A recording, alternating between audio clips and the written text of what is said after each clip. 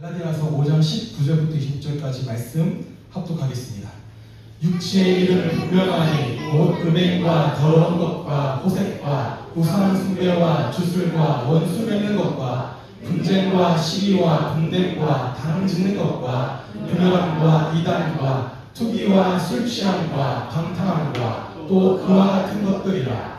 전에 너희에게 경계한 것 같이 경계하노니 이런 일을 하는 자들은 하나님의 나라를 유업으로 받지 못할 것이요 오직 성령의 열매는 사랑과 희락과 화평과 오래 참음과 자비와 양선과 충성과 온유와 절제니 이 같은 것을 금지할 법이 없느니라. 그리스도 예수의 사람들은 육체와 함께 그 정욕을 탐심을 십자가에 못 박았느니라. 만일 우리가 성령으로 살면 또한 성령으로 행할지니 헛된 영광을 구하여 서로 노엽게 하거나 서로 투기하지 말지니라. 아멘. 함께 읽은 말씀 가지고 성령의 열매를 가꿉시다 라는 제목으로 갈라디아서 15번째 말씀을 함께 나누도록 하겠습니다. 오늘 말씀은 지난주에 이어서 육체의 일과 성령의 열매에 대해서 살펴보겠다라고 말씀을 드렸습니다. 지난주 나눈 말씀을 잠깐 다시 한번 상기해드리면 우리는 복음이 주는 자유가 무엇인지를 알고 있습니다. 이 복음이 주는 자유는 내 마음대로 사는 자유가 아니고요, 성령의 인도하심을 따라 살아가는 자유다라고 말씀을 나눴습니다. 그리고 바울은 우리에게 주신 그 자유는 사랑으로 서로를 섬기는 삶으로 나타나야 된다라고 강조했습니다. 그렇게 사랑으로 서로 섬기는 삶을 우리에게 말씀하시는데 중요한 것은 우리 안에 두 가지 속성이 자리 잡고 있고 활동하고 있다라는 거죠. 그 두 가지 속성이 무엇이었습니까? 육체와 성령이었습니다.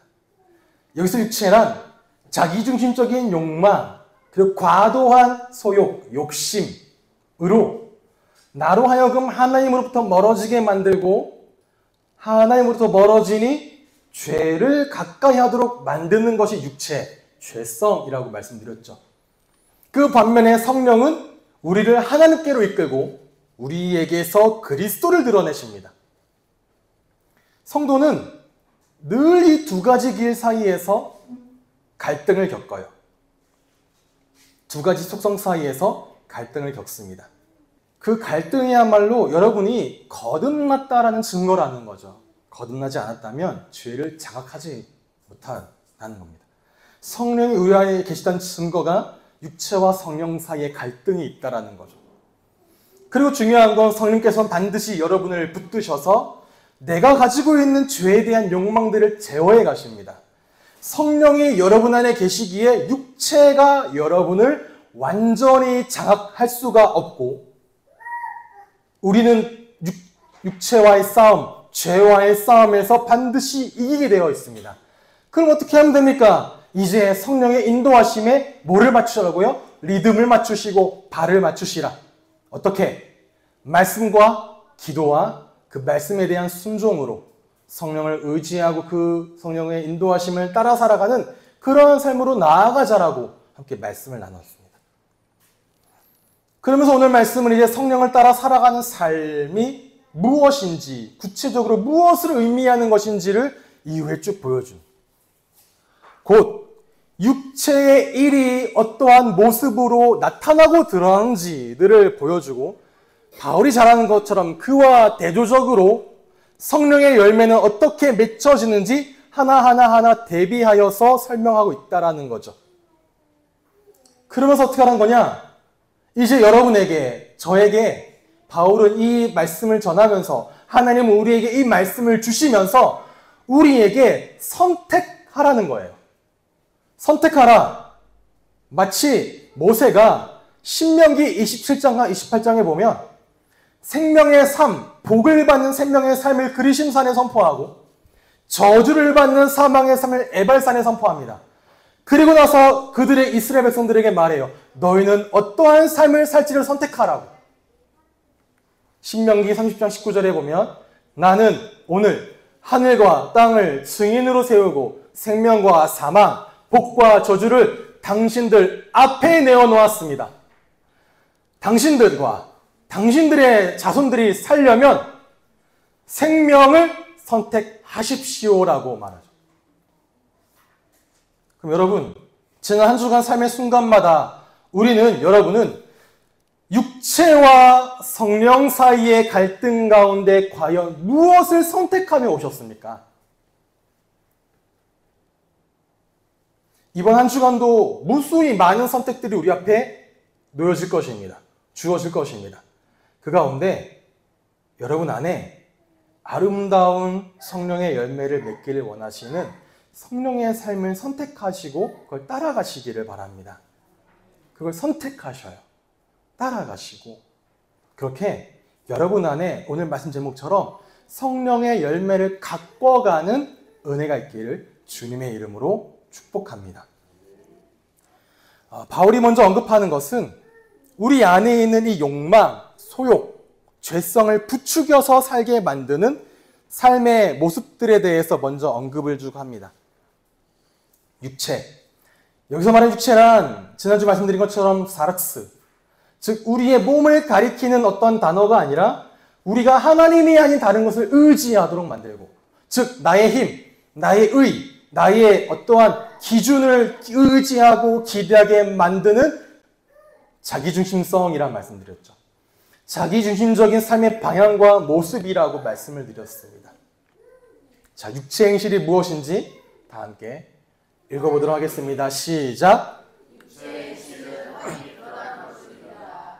곧 음행과 더러움과 방탕과 우상 숭배와 가슴과 원수 맺음과 다툼과 시기와 분들과 분쟁과 분열과 사랑과 질투와 술 취함과 흥청망청 먹고 마시는 음과 그와 같은 것들입니다.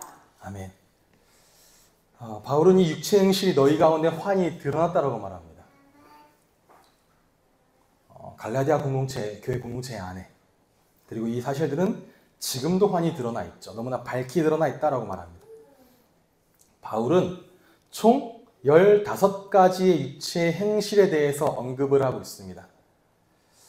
이 15가지는 대표적인 몇 가지만을 열거한 것이지 꼭 이 15가지만 육체의 행실이다라는 말이 아닙니다. 뭐로 할 수 있냐? 맨 마지막에 가르쳐. 그와 같은 것들입니다. 이렇게 육체 행실을 따라가는 하나님 앞에 죄가 되는 것은 그와 같이 무수히 많다라는 거죠.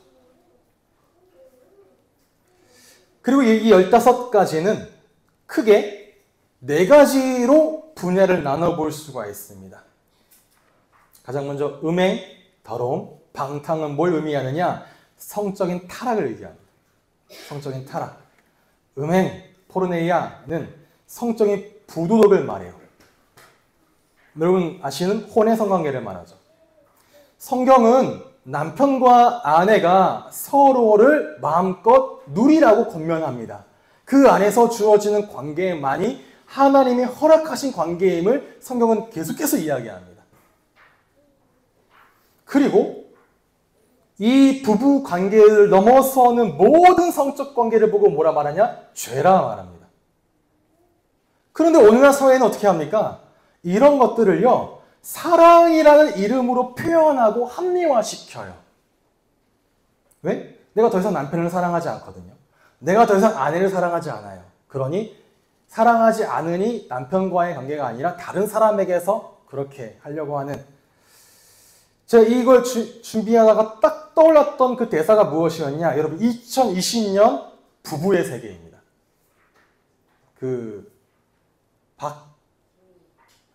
김희애 나오고 또 나왔던 그 남자가 누군데? 잘 기억이 안 나요. 어쨌든 그 사람이 그렇게 얘기하잖아요. 사랑에 빠진 게 죄는 아니잖아. 네? 네, 그쵸. 근데 이 말이요, 당시에 굉장히 이제 센세이션했고 많이 회자되기도 했고 또 누군가에도 공감을 받았을 수도 있겠죠.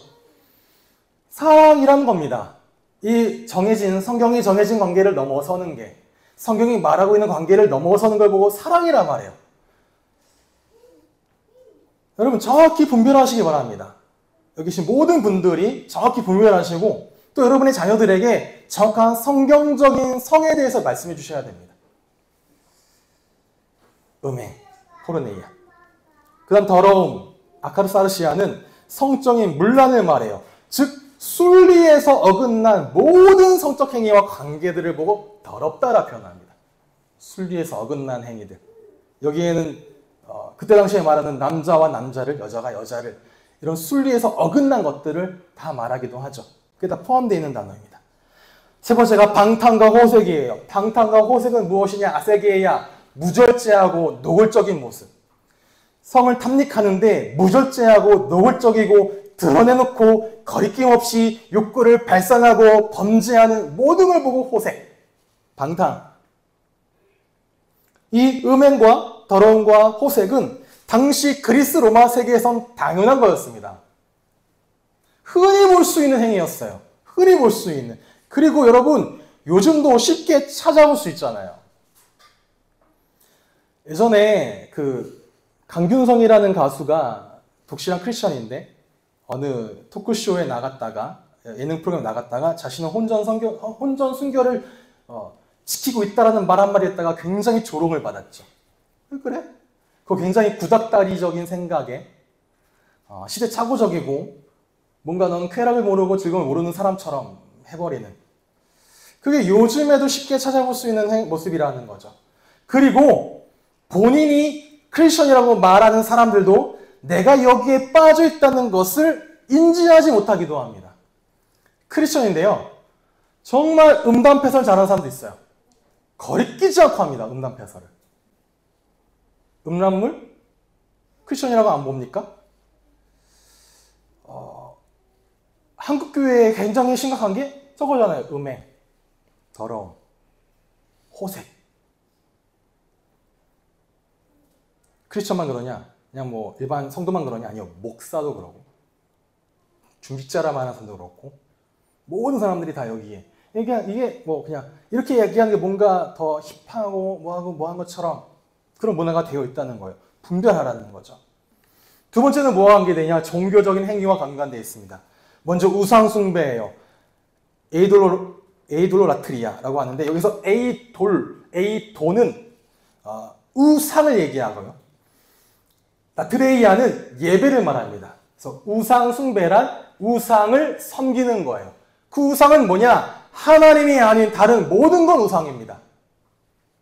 하나님이 아닌 다른 것에 나의 가치를 두는 것, 나의 절대적인 가치를 두는 게 바로 우상숭배인 거죠.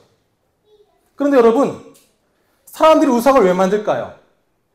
사람들이 우상을 왜 섬길까요? 우상은 내 삶에 간섭하지 않습니다. 돈은 내 삶에 간섭하지 않아요. 우상은 내 삶에 간섭하지 않습니다. 그냥 내가 원하는 바를 요구하기만 하면 돼요. 근데 하나님은 여러분 삶에 간섭하시거든요.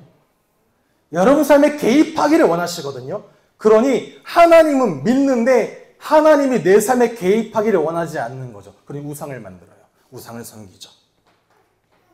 그 우상에 하나님이란 이름을 걸어놓고 또는 그 우상을 가지고 하나님이 원하시는 바라는 걸 걸어놓고 그 하나님을 위하는 것처럼 보이지만 결국 뭐를 추구하냐? 내 욕심이요.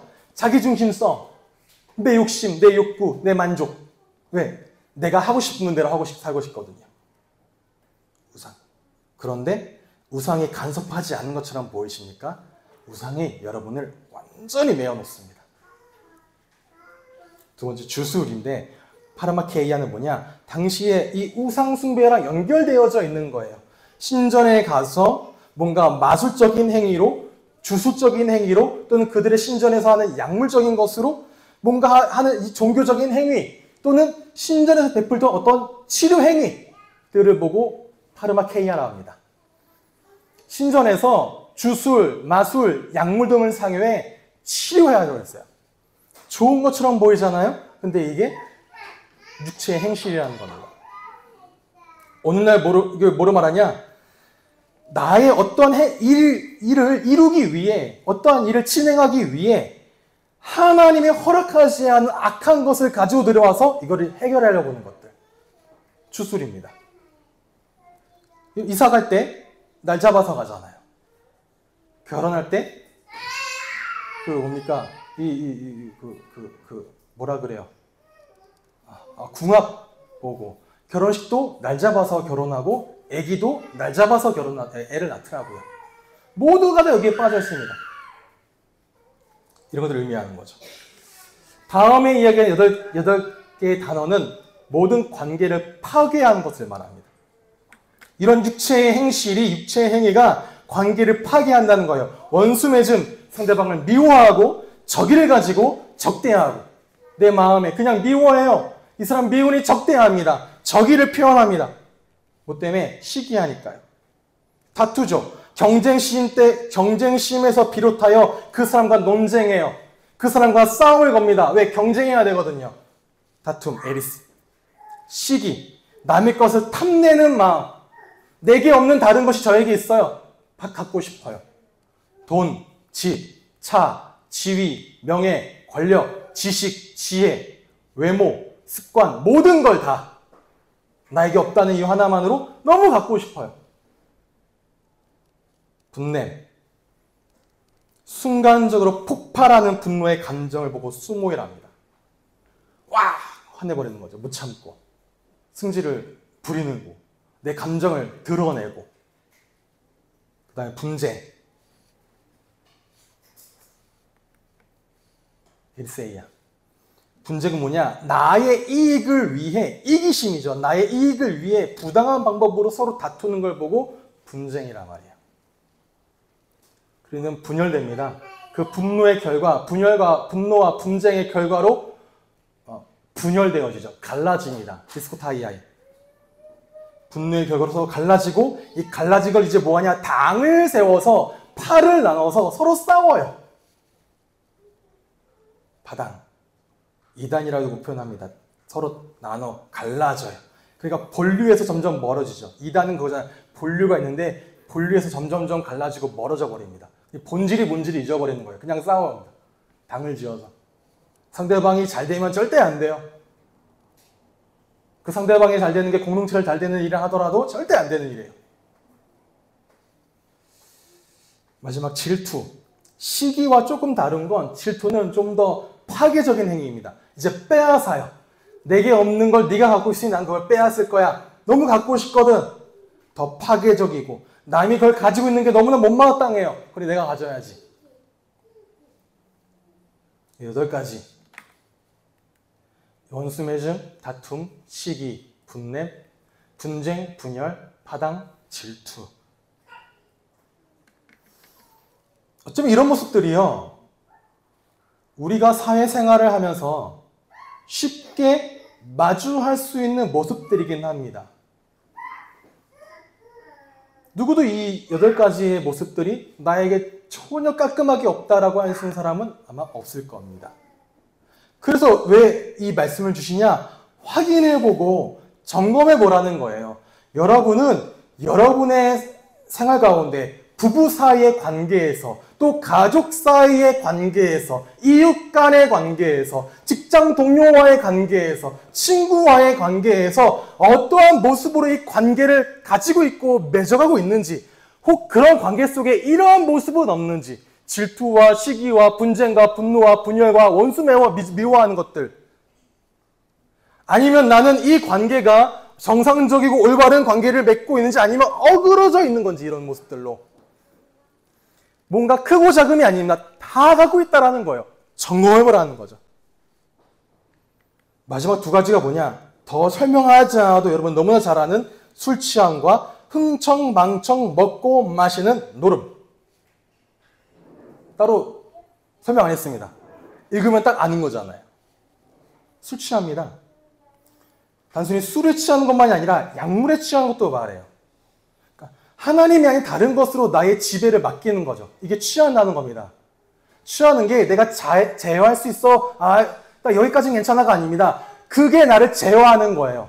술이 나를 제어하면 술에 취하는 겁니다. 성령이 나를 제어하면 성령에 취하는 거고요. 술 취함, 그리고 흥청망청 먹고 마시는 노름, 방탕이라고 표현하는데 방탕한 삶을 사는 거죠.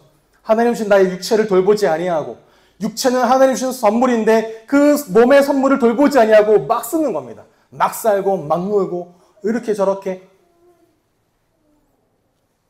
이러한 삶을 사는 자들에게 성경은 여러분 분명히 경고합니다. 내가 전에도 여러분들에게 경고하였지만 이제 또다시 경고합니다. 이런 짓을 하는 사람들은 하나님의 나라를 상속받지 못할 것입니다라고요. 굉장히 무서운 말씀입니다. 하나님의 나라를 상속받지 못할 것이다라고.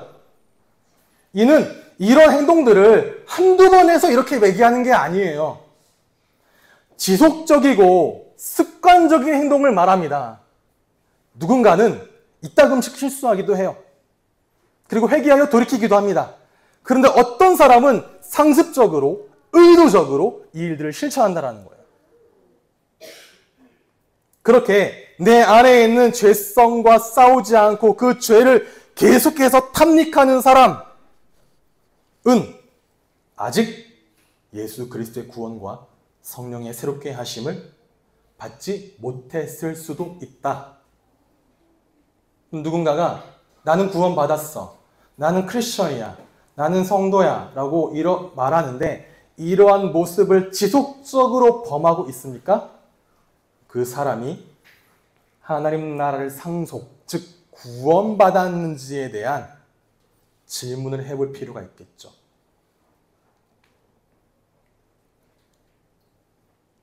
또 어떤 사람은 나는 그래도 음행까지는 안 버려. 난 성적인 타락은 없어. 나는 술을 안 마셔. 난 술 취하지 않아. 난 다른 미워하는 마음이 없어. 이렇게 할 때 이 15가지 중에 어떤 건 커 보이고 어떤 건 작아 보여요. 뭐예요?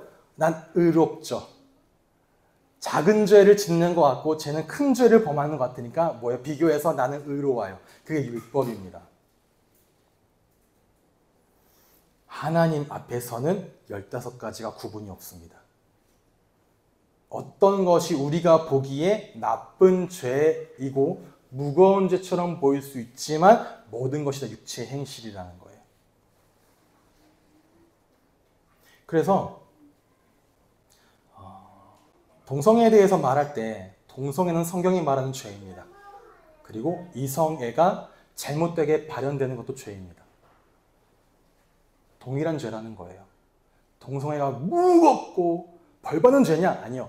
이성애가 다르게 발현되는 것도 동일한 죄라는 겁니다. 하나님 앞에서. 경중이 없다는 거예요. 그러면 왜 이 시간 이런 말씀을 하게 하시고 듣게 하십니까? 여러분에게 걸리는 게 없습니까? 저도 걸리는 게 있는데요. 돌이키라는 겁니다. 돌이키라는 거예요. 저도 그렇고 여러분도 그렇고 우리 모두는 저렇게 살다가 다 마무리했을 인생들입니다. 모두가 다 음란하고 허랑방탕한 삶을 살면서 남들 보여지는 데는, 남들 겉보기에는 의로운 척, 도덕적인 척, 잘 나가는 척, 잘 사는 척, 괜찮은 척 하며 사는데 내 속에는 부패와 악함과 분노와 시기와 질투가 가득 차 있어요. 이 가득 차 있는 것을 술과 약물을 의지하지 않고는 해결이 안 됩니다. 그건 좀 더 나아 보입니까? 종교적인 뭔가 행위, 우상, 뭔가를 달성하고 뭔가를 성취하지 않고서는 그게 해결하지 않은 것처럼 보여요. 그렇게 나를 위해 살고 나를 위하여 살다가 관계가 다 깨어진 채로 살 수밖에 없었던 그런 인생이었는데, 그랬던 나를 하나님이 여러분을 구원해 주셨다는 거예요. 건져내 주셨다. 그런 인생에서 건져내 주셨다는 거죠. 이게 중요한 겁니다. 건져내 주셨다는 거예요. 그 증거가 뭡니까? 여러분 안에 거리낌을 느끼잖아요. 갈등을 느끼잖아요. 저런 사람들이 내가 저렇게 살고 싶지 않다 하는 마음이 불쑥불쑥 올라오잖아요. 인정하건 인정하지 않건, 직면하건 직면하지 않건. 자, 그러면 성령을 통해 새 생명을 주셨다면 이제 성령을 쫓아 살아가라는 거예요. 너희가 계속 이 가운데 살면 안 되잖아요. 모든 관계가 다 깨어진 채 살아가게 될 건데, 구원은 받았을지언정. 성령의 인도하신 바가 되면 여러분은 여러분 원래의 모습, 본연의 모습대로 변화되어져 가게 되어 있습니다. 여러분 본연의 모습이 무엇입니까? 그게 성령의 열매를 맺는 삶이에요. 하나님은 이러한 삶을 여러분에게 원하시고 이러한 삶으로 여러분들을 이끌어 가실 것입니다. 다 함께 읽어보겠습니다. 시작!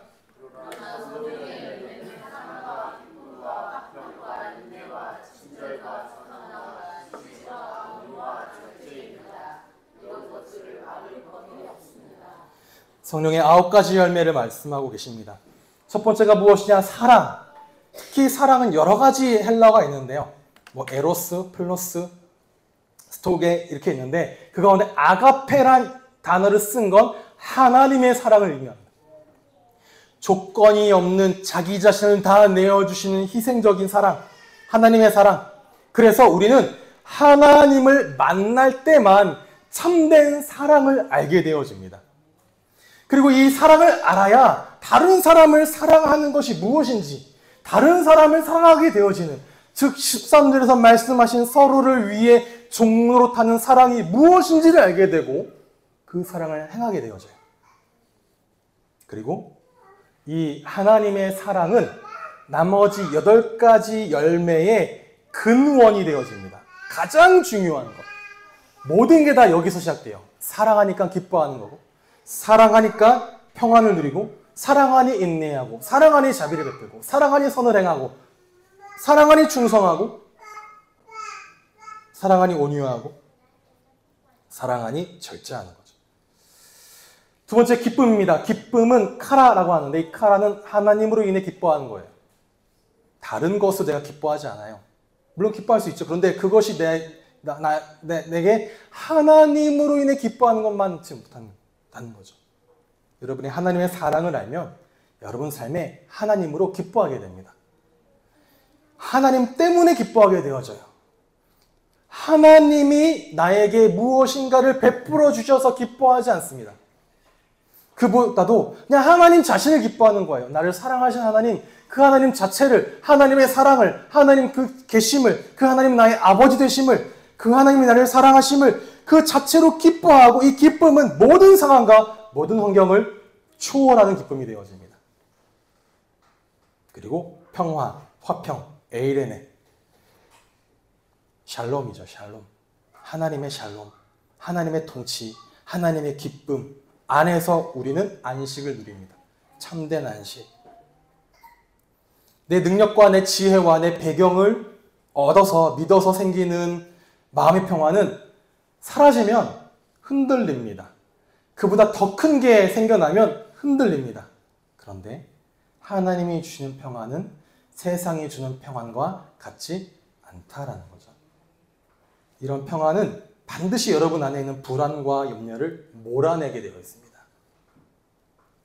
그리고 네 번째, 인내, 오래 참음이죠. 마크로스미아. 이거를 원어로 보면요, 분노를 늦게 표출하는 것을 말입니다. 분노를 늦게 내는 것, 분노를 끝까지 미루는 것.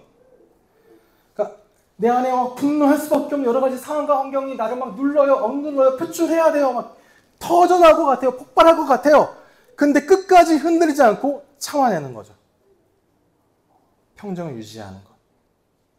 마음에 끓어오르는 분함, 억울함, 시기와 질투심을 폭발하여 싸우고 다투지 않고 참아내는 것. 그런 생각들 들어요. 압력솥밥처럼. 김을 빼오르면 잠잠해지지 않아요. 터지지 않고. 다섯째가 친절 혹은 자비입니다. 단순히 선하다, 단순히 착하다라는 말이 아니라 상대방에게 실질적인 유익을 주는 친절. 내가 불리함을 알고도, 내게 유익이 되지 않음을 알고도 개의치 않고 그 사람을 섬기고 그 사람에게 선을 베푸는 것이 바로 자비예요. 이 사람을 섬기면 내가 손해봐야 돼요. 이 사람을 섬기면 내가 유익이 오지 않아요. 내가 손해봐요. 잃어버려요. 그런데도 불구하고 약한 자, 가난한 자를 돌보고 섬기는 것. 왜 그럴 수 있느냐? 내 안에는 있거든요. 안정이, 평화가, 기쁨이, 자신 있어요. 내가 이걸 줘도 망하지 않는다는 걸. 하나님이 나를 사랑하시고 하나님을 기뻐하고 하나님 나에게 화평 주시기 때문에 그렇죠. 여섯 번째가 선함입니다. 양선, 선함. 앞에서 말한 이 자비가, 친절이 부드러운 친절이라면 여기서 말한 선함은 적극적인 행동을 이야기합니다. 적극적인 선행. 다른 사람의 한계와 다른 사람의 연약함을 이해하고 헤아려서 그 필요를 적극적으로 공급해 주는 것. 참 이런 마음만 다들 가지고 있으면 참 세상 참 아름다울 것 같아요. 나서서 도와주고 헤아려주고 그 필요를 공급해주고 채워주고, 그리고 교회 공동체가 이러한 자비와 양선의 축복을 먼저 누려야 되겠죠. 일곱 번째입니다. 충성, 신실, 피스티스. 믿을만하다, 충성되다. 온유. 원어로는 힘이 있지만 통제된 상태. 즉, 내가 내 것을 주장할 수 있어요. 내가 내 힘을 쓸 수 있어요. 내가 내 권위와 권력을 내세울 수 있어요. 그런데 그게 다른 사람에게 유익하지 않으니 그 사람의 유익을 위하여 자제하고 쓰지 않는 것이 바로 온유. 그래서 겸손. 아홉 번째, 절제입니다. 절제가 엔크라테이아인데 엔, 안에 뭐가 있냐? 크라테이아가. 크라테이아는 뭐냐? 힘입니다. 힘. 내 안에 힘이 있어요. 어떤 힘? 내게 올라오는 욕심과 욕망과 욕구를 통제할 수 있는, 다스릴 수 있는 힘. 그래서 육체의 욕망에 지지 않아요. 충동적이고 통제되지 않는 상태가 아니라 훈련이 잘 돼 있어서 다스릴 수 있는 상태인 거죠. 절제입니다. 사랑과 희락과 평화, 오래 참음과 자비와 양선, 충성과 온유와 절제. 9가지예요. 9가지. 중요한 건 9가지라고 말하는데요. 성령의 열매라고 표현한 이 단어는 단수입니다. 아까 말씀드린 육체의 행실은 복수예요. 무수히 많다는 겁니다. 근데 성령의 열매는 하나예요. 하나요. 9가지 열매가 따로 맺혀지는 것이 아니라 함께 이루어져 가고 함께 성장되어져 간다는 겁니다. 마치 뭐와 같느냐? 여러분, 성령의 열매를 표현하면 어떤 그림들에 포도송이처럼 표현해요. 맞아요. 포도송이에 알알이 맺히는 것처럼 여러분 안에 성령의 열매가 알알이 맺히는 거예요. 다 하나잖아요. 포도, 성령의 열매. 그래서 이를 보고 어떤 신학자는 기독교의 은혜는 서로 연쇄되어져 있다, 연결되어져 있다라고 말합니다. 즉, 성령의 열매가 한 부분만 자라고 나머지 모든 부분이 자라지 않을 수가 없습니다. 어떤 사람은 기질적으로 온유한 사람이 있어요. 어떤 사람은 기질적으로 선한 사람이 있습니다. 어떤 사람은 기질적으로 오래 참는 사람이 있습니다. 그런데 오래 참고 선하고 온유한데도 불구하고 다른 열매들이 드러나지 않는다? 그럼 그건 기질이지 열매가 아니라는 겁니다. 누군가는 하나님을 사랑한다고 하면서 형제에게 자비를 베풀지 않을 수 없습니다. 하나님을 사랑하면 형제에게 자비를 베풀게 되어 있고 그 자비는 당연히 적극적인 행동으로 나타나게 되어 있습니다. 9가지가 연결되어 있다는 거예요. 함께 지어져, 함께 만들어. 그럼 여러분 점검하세요. 9가지가 나에게 고루 맺혀져 있는지. 누군가 착해요. 성령의 말 아니라니까요. 그 사람의 기질이고 성품이고 특성이지. 근데 이 9가지가 맺혀지면요, 정말 참 사람이 아름답지 않습니까? 너무 멋있잖아요. 너무 훌륭하고.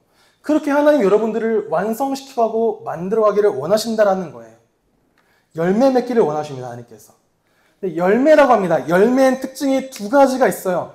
농사를 지을 때 열매를 맺어가는 것처럼 성령의 열매도 마찬가지입니다.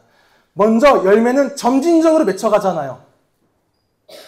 여러분, 오늘 씨를 뿌리면 내일 나옵니까? 아니잖아요.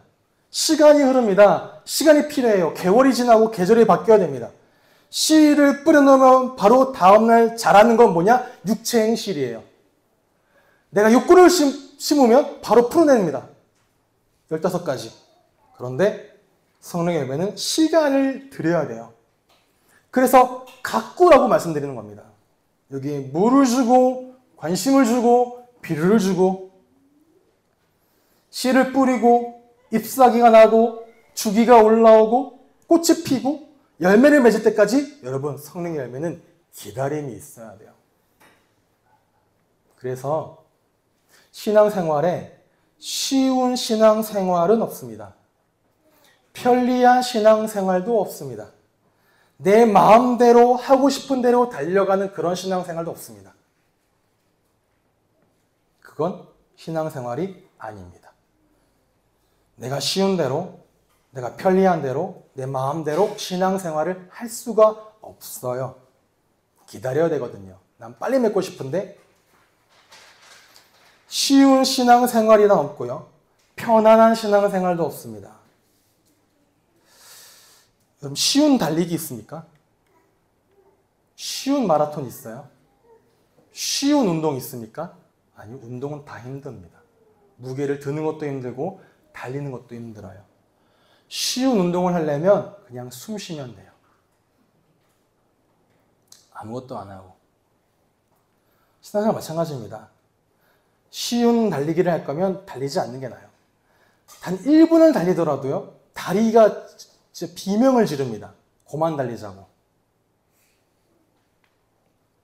그런데 쉬운 생활, 쉼이 있는 생활은 절대 건강해질 수 없죠. 나는 비바람 안 맞고 싶어. 온실 속에서 그냥 조용히 자라고 싶어. 그렇게 신앙이 잘할 거야 라고 생각하지 말라는 거예요.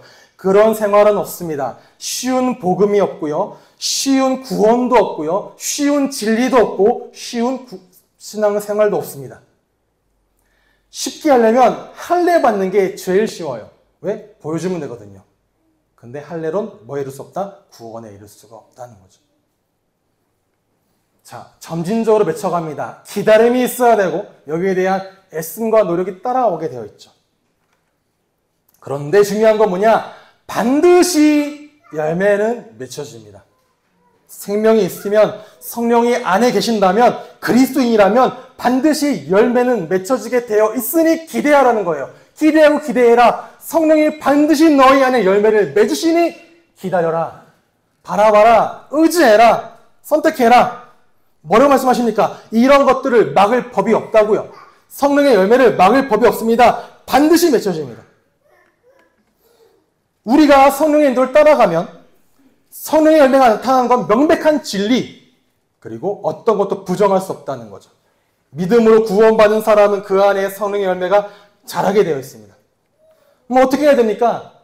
어떻게 열매를 갖고 가야 됩니까? 라고 하면 그리스도 예수께 속한 사람은 정욕과 욕망과 함께 자기의 육체를 십자가에 못 박았습니다 라고 말합니다.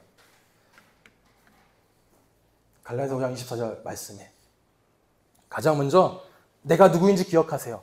여러분이 누구인지 기억하세요. 여러분 육체의 사람이 아니라 그리스도의 것입니다. 그리스도 예수께 속한 사람들이라고 말하고 시작하잖아요. 예수 그리스도께서 자신의 핏값을 주시고 십자가에서 지불하시고 사신 예수 그리스도의 것이 바로 나예요. 하나님이 나를 사신 것은, 하나님이 나를 의롭다 하신 것은 나의 성품, 나의 행위, 나의 모습 때문이 아니라 예수 그리스도를 통해서 나를 구원하신 것입니다.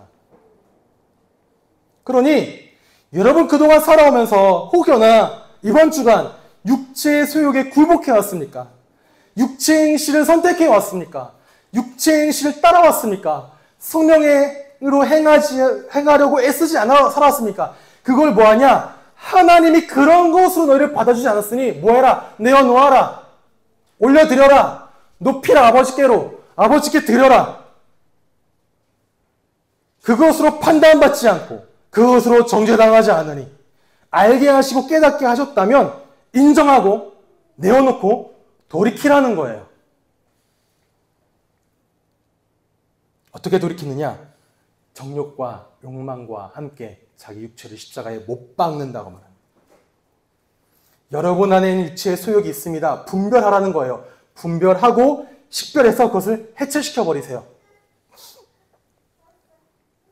여러분이 우리가 성모에 대해 오해하는 게 하나님께 맡기면 다 되어지는 줄 알아요. 맞습니다. 맞아요. 하나님이 하시죠. 일하시죠. 하나님께 맡겨야 됩니다. 왜? 내 결심과 노력만으로는 안 되어지거든요. 그런데 성경이 말하는 성화는 뭐를 말하냐? 구체적으로는 여러분이 성령이 들어와서 살아나게 되었으면 움직이라는 거예요. 손과 발이 움직이게 되어져 있잖아요. 움직이라는 겁니다. 근데 가만히 누워서 되어지겠지, 먹여주겠지가 성화가 아닙니다. 성령이 이끄신다면 따라가는 겁니다. 성령의 가시는 말을 선택해 가라는 거예요. 여러분이 스스로 소원하고 결단하고 결심하고 선택해서 죄는 미워하고 하나님을 순종하라는 거죠. 못 박아라. 어떻게 못 박으면 육체의 소욕을 가지고 나와 십자가에 매일같이 못 박으세요. 여러분의 정욕을 매일같이 못 박으세요. 나의 죄성이 드러나는 그 또한 못 박으세요. 이런 나는 오늘도 십자가에서 죽습니다. 이런 육체의 욕심은 오늘도 십자가에서 죽습니다. 그리고 누가 삽니까? 내 안에 예수께서 사십니다. 여러분 안에는 육체의 행실들, 육체의 소욕들을 일일이 구체적으로 전부 다 그리스도로 대체시키세요. 우리가 성령으로 삶을 얻었으니 우리는 성령이 인도해 주심을 따라 살아갑시다 라고 말씀하시죠. 예수 그리스도와 함께 십자가에 못 박힌 사람은 성령으로 말미암아 새 생명을 얻어 예수 그리스도와 함께 다시 삽니다. 그럼 지난주 말씀드린 것처럼 성령을 따라 한 걸음 한 걸음 한 걸음 리듬을 맞춰 걸어가세요. 제가 지난주에 말씀드렸죠. 물어보시라고요. 성령께 질문하시라고요. 여러분 모든 선택과 모든 순간 판단의 상황 가운데 질문하세요. 여러분의 모든 행위 가운데 질문하세요. 과연 이 행동이, 이 선택이 하나님 기뻐하시는 선택입니까? 라고. 즉 무엇이라 특정하지 않습니다. 그 무엇도 과하면 넘어서는 겁니다. 그리고 구했을 때 주시는 마음을 따라 행하세요. 믿음으로. 믿음은 실제적인 행동이고 실제적인 선택입니다. 따라가는 게 믿음이에요. 제가 조윤슬 선생님 신방에 갔다가 말씀드렸죠. 여러분 방주에 타는 게 믿음입니다. 창세기는 그때 당시에 믿는 사람들에게 쓰여졌습니다. 모든 사람이 방주를 믿었습니다. 그리고 모든 사람이 하나님을 알았습니다. 그런데 뭐 하지 않았어요? 방주에 타지 않았어요. 그건 믿음이 아니라는 겁니다. 방주에 타지 않는 건 믿음이 없다라는 거고 방주에 타지 않는 건 하나님을 안 믿는다는 거예요.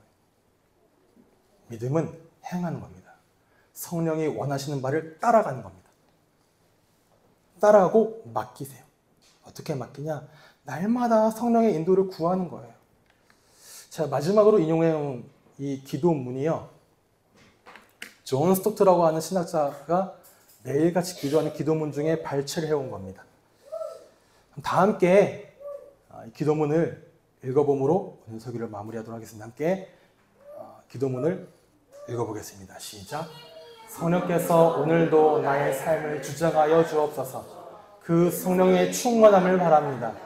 오늘도 내 삶에서 사랑과 기쁨과 화평과 인내와 친절과 선함과 신실과 온유와 절제의 열매가 무르익어가게 하여 주옵소서. 오늘도 나는 나의 십자가를 지고 오직 예수만 따릅니다. 아멘. 네. 오직 예수만 따르는 인생이 여러분 삶의 가장 복된 길입니다. 오직 예수 이름을 부르며 오늘도 걸어가는 삶이 가장 축복된 인생임을, 이것이 여러분의 간증이요 여러분의 찬송되기를 소원하며 이 기도가 항상 여러분의 있기를 주님의 이름으로 축복합니다.